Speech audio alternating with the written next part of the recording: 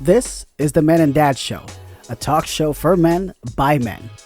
We'll talk about responsibilities of being a man, issues of how men think, feel, perspective on politics, sports, fatherhood, and relationships. Hey, I'm Mercedes. How you doing? Meet Mercedes, a construction worker, a father of 4, and one of the most animated men you'll ever meet. Being politically correct is not in his nature. Work is work there, buddy.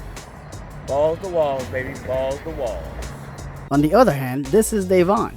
He is a man of faith who have continued to serve his Christian religion and his community.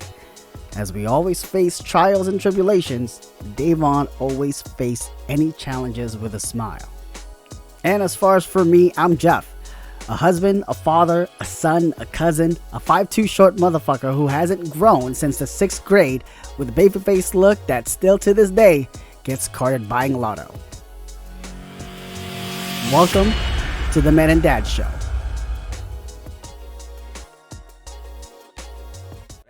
Alright, so now we're recording. My bad. So everything that you said, you have to say it again. So what were we talking about? We're talking about Elon Musk right now. You heard it from NPR. Yeah. So NPR, they were talking about what's going on in California with this whole coronavirus thing going on and the stay-at-home restrictions that are going on. And right now, Elon Musk is in a battle with this county in California to reopen his plant, which honestly, it's not like he's in a fight to reopen it. He still has been making cars there. He said, fuck these guys. I need to make money. I don't have a stock of vehicles. Right. Our sales come from supply and demand, and if there's a demand, I don't have a supply for this demand, then I'm up shit's creek. Which I understand his side, but you gotta, at the same time, you gotta follow the rules like you guys always tell us to do. Follow the fucking rules. Stop being hard-headed. The same way you guys tell a black man to keep his hands up and say, and get on the ground, follow the rules. Same for you guys. Okay? Get that through your thick fucking head. It's not about what about the economy. I mean, it's crazy. Some money, right? I understand that, but like you see all these protests going on with these protests aren't organic. These are from Trump, dick riders in certain areas, like, hey, and these Democratic ran states, hey, we need to go up to the fucking the state capitol with our guns blazing, talking about we need our jobs and everything else back and shit. But you know what? I've noticed a lot of these complaints, particularly from white people, have been about, I can't go to the salon, I can't go get my nails done. Right. And all I could think of was that statement Don Imus made back in the day, when he called those women for the NCAA team, the black women, nappy-headed hoes. Who's the nappy-headed hoes now? Who can't go get their hair done now, huh? Yeah, who can't get that color done? Yeah. Did he say hoes? Yeah, nappy-headed hoes. He Really? did say that. So I now thought it was just a nappy head. No, he said them nappy-headed hoes. No, I didn't know. Yeah. So right now, a lot of white people out there are looking like nappy-headed hoes.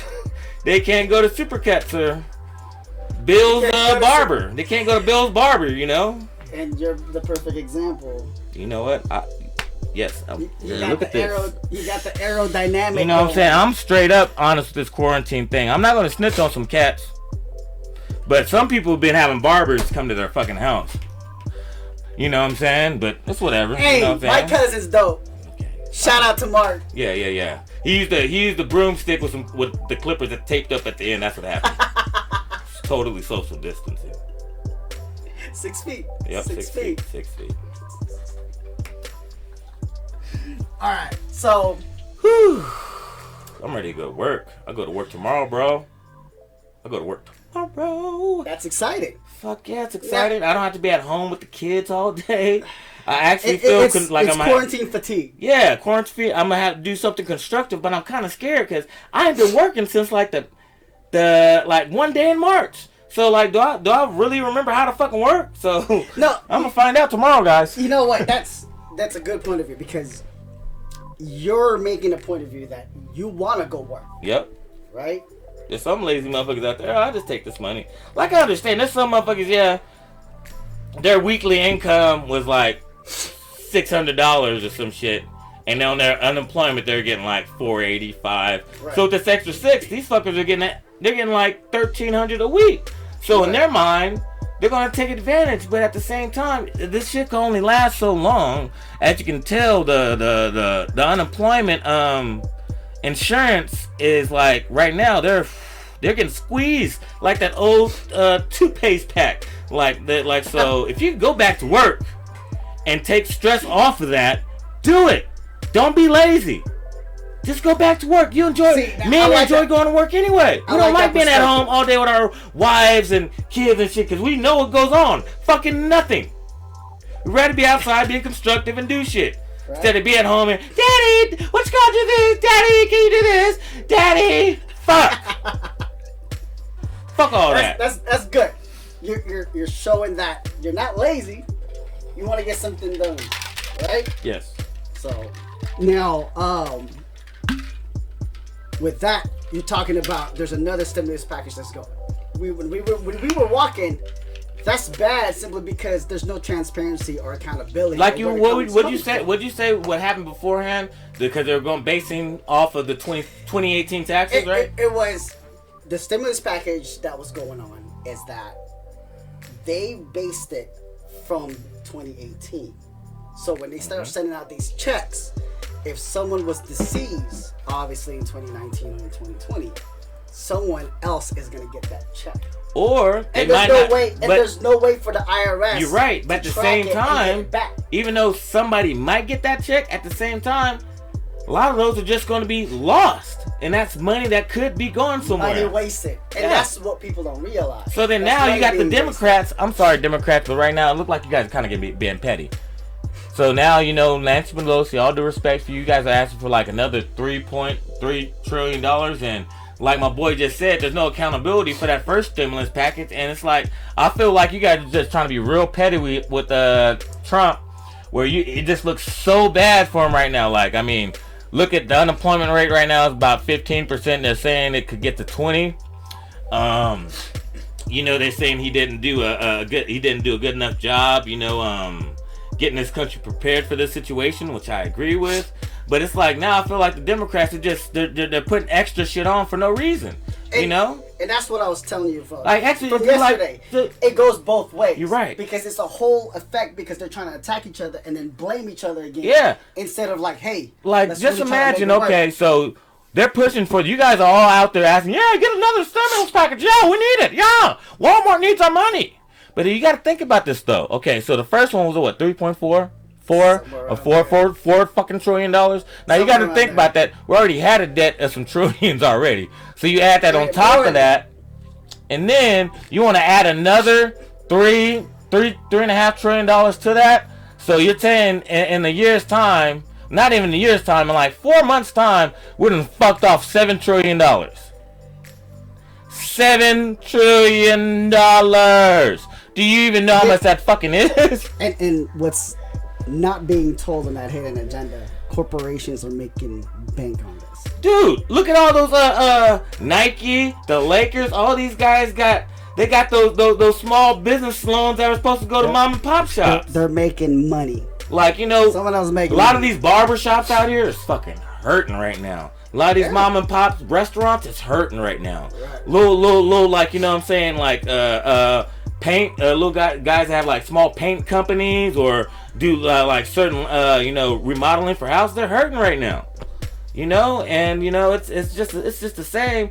Instead of you guys always talk about being bipartisan and work together, but it just seems like you guys are just fighting oil with water. You guys do not want to get together. No, it's politics. It's a plan. But it's just a plan. It's just keep. It's like almost like an episode of Star Wars, episode 1. Politics is a game of chess. That's all it is. Is the pawns? Where the pawns? That's it. Sad. You know what I'm saying? That's what it comes down to. I'm a rook on that motherfucker. Is that the horse? Which one's the horse? That's the knight. That's the knight. I'm the fucking knight. The rook is like they're looking like a castle kind of. Oh yeah, no, I'm the horse. I'm the horse. I love the. All you do is L shape. Yep, exactly. Bow. That's my first move. If you ever play me in chess, the first thing I'm gonna do is I'm gonna move that. And then checkmate. Hopefully. So, like, our generation never been in any type of situation like this before. But I mean, our generation said that about 9/11, and is this gonna be like some kind of Stockholm syndrome where every year we have this fear of something that could be, you know, detrimental to all humankind or mankind? You know, that's remember how right now we have this pandemic, and then everybody's always trying to relate back to, what was it, the Spanish flu? Yeah. Remember how that came into 3 waves? There's the first wave, second wave, and the third wave. And the same thing that they're talking about with social distancing, that's what happened with the avian flu, with the Spanish flu back in the day. And they had a second outbreak of it when they thought they had the cure of it. Right. They did a parade in San Francisco, like, yeah, we got it. And it just made it worse. And the next thing you know, that's all it took. That's all it took.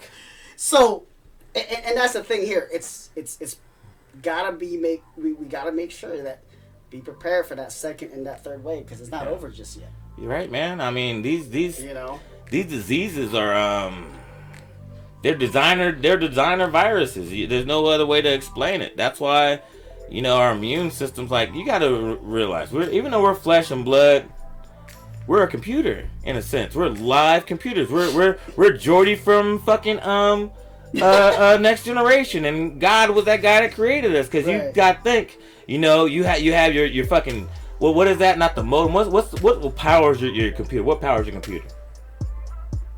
Intel. Yeah, your hard drive or something. So hard drive right here. All those vines in you is your operating system, your immunity system, operating system, and your immunity acts just like an operating system. It updates itself all the time. Here's my question now, because my wife teases me, and then big homeboy Eric tells me that there might not be a chance to have an NFL. I say that's not possible because NFL is $1 billion. They're gonna make their money, man. NBA's already talking about doing this shit right now. I know a lot of people are like, don't do it, but them $1 billion industry. Yeah. I'll bet you. NFL, you're talking about a $1 billion industry with billionaires. Yeah. Okay, so they're gonna make it work. They will make their own vaccine. Yeah. Like they'll pull like a placebo or make Kool-Aid out of it. It's just crazy. And they're saying, hey, there you go. Because there's no way you want to lose out that money.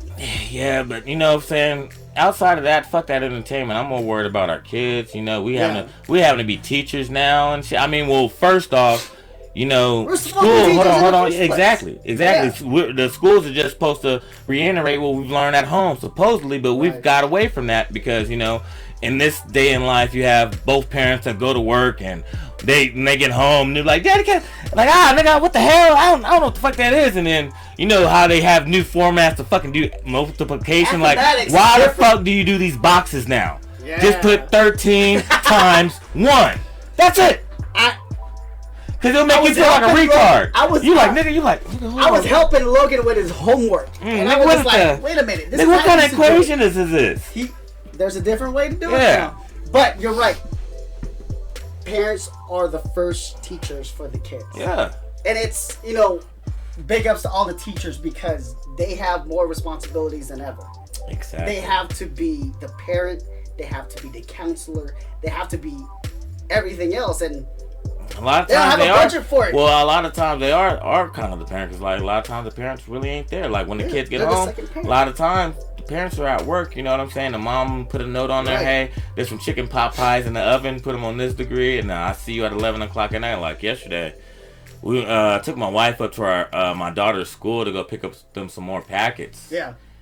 And I'm kind of a softie, like, cause it's great how the Tukwila school district, how they're giving out lunches and breakfast and lunches for kids that need it. And it's sad, like when I was going up there to pick up my kids' packets, it wasn't sad, it was just like, damn, I didn't realize how many people depend on that shit. There was more than 10 families in there. I was like, damn, bro. But I really appreciated what those teachers out there doing, man. They were still out there handing out those packets, handing out those breakfast packs and those lunch packs. And some of those they might even give extra for the family because they know they just don't have it, man. And salute to y'all, man. Salute to y'all, man. Big ups to the teachers. It's just, man. It's a lot of work. Yeah. And then they spend their own expenses for the supplies. Yeah. You know. And this is. And it's sad because you got professional athletes getting millions and millions. And yeah, and you got teachers are the ones that's really bring the seat and deserve more. Yeah, I remember hearing like a first year teacher, they get like about $20,000. That's it. That's it. And then see, this is the thing. They should not have these young ass, hot ass bitches being teachers. I'm just, come on. Bro. Oh no. Come on, bro. I didn't know you were gonna go there. We need them old ladies back. We need Miss Johnson and Miss Agabel or whatever, because these young tramps is just, they more enticed by penis than showing niggas how to do fractions. We're talking about school, right? I thought we were like, but that goes hand in hand. But that goes hand in hand, though. And then we just went. Yeah, but it's on the same topic. U-turn. Let's keep it going. Anyway. This motherfucker just went a U-turn. But that's true, though. Like, you know what I mean? Like, them old chicks. Like, okay, I'm from South Phoenix. And I went to Palmdale Elementary School. And also, up here, I went to John Hale Elementary School. But when I went to Palmdale, it was like a totally different scenery. Like, I don't mean to say this, but we only had one white teacher. And he was our teacher. Yeah. Every teacher there was a multicultural teacher. It was either a Native American teacher, a black teacher, a Hispanic teacher, a Hispanic vice principal. It was diverse. A black principal. It was diverse like a motherfucker. And the teachers, man, they really involved themselves in you. I remember one time Miss Jones almost whooped my ass one time. Me and my boy Jaime. But up the street from our school, we have a candy store. Yeah. And we used to always go there and buy candy. But one day my boy Jaime was like, hey, you know what I'm saying, we go and I know it's scheduled to do we go and hop in a little trailer and grab some alligators, boop woo woo woo, and get gone. So alright. So we do that. You're a badass kid. Whatever, man.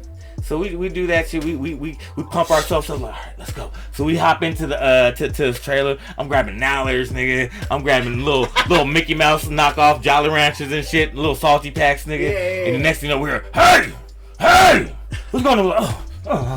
And we run out, right? I'm faster than Jaime. I'm booking. Jaime's behind me. Jaime bends the corner real quick, and as the old man's following me, I'm throwing now letter packs at this nigga. I'm trying to get somewhere.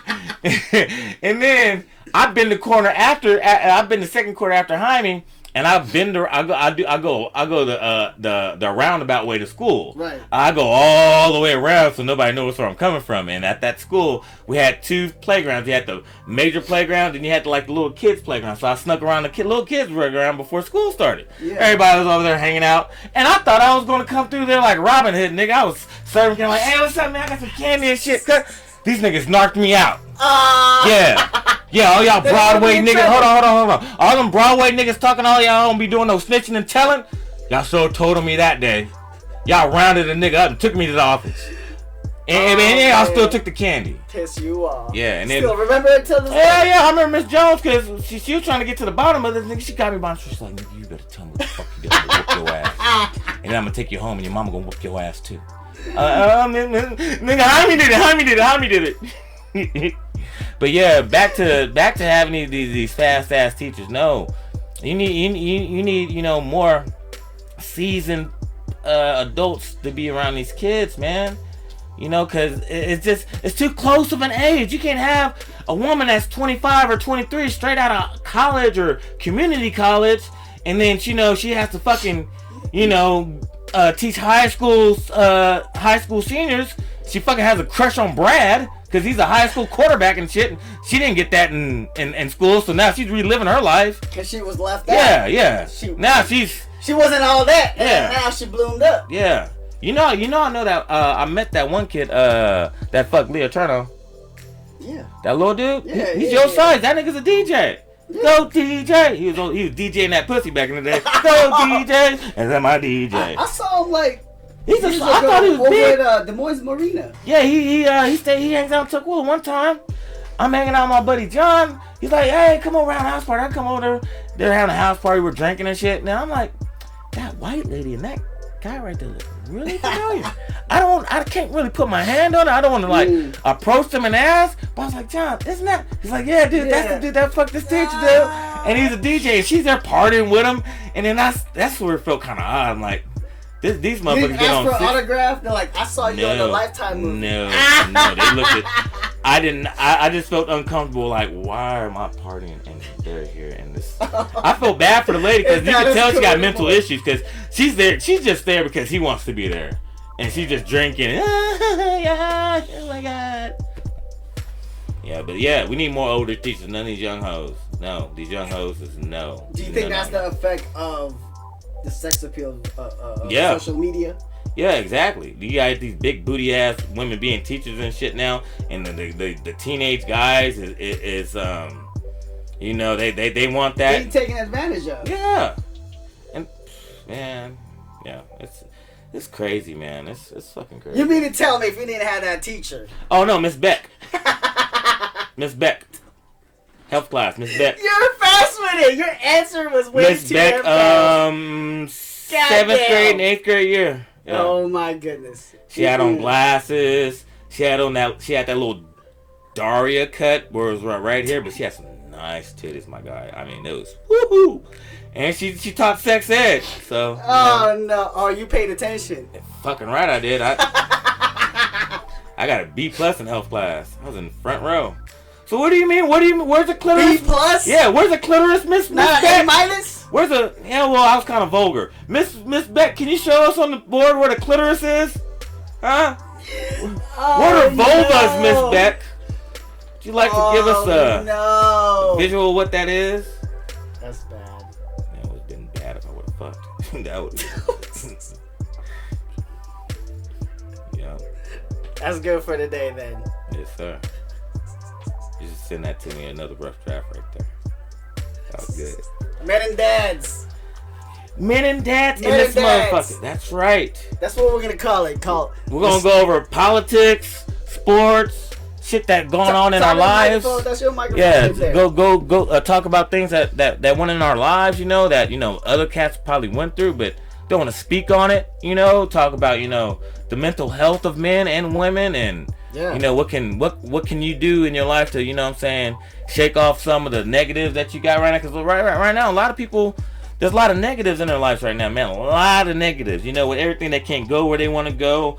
They're nervous like me. I was in the process of trying to buy a house. Like going around with realtors seeing houses, and next thing I know, fuck, I can't work. You know what I'm saying? I can't I can't buy a house with no job, nigga.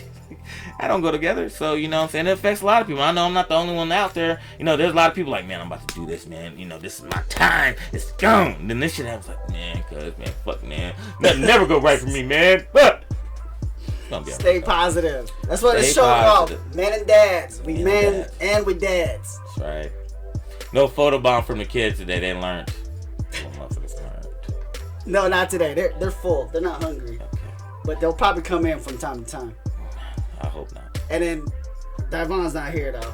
Yeah, Big D had a prior engagement, but he'll be back again. He'll be back. And he'll be talking too. Yeah, just a little bit more. Once we get his wisdom and knowledge, it'll be good. Yeah.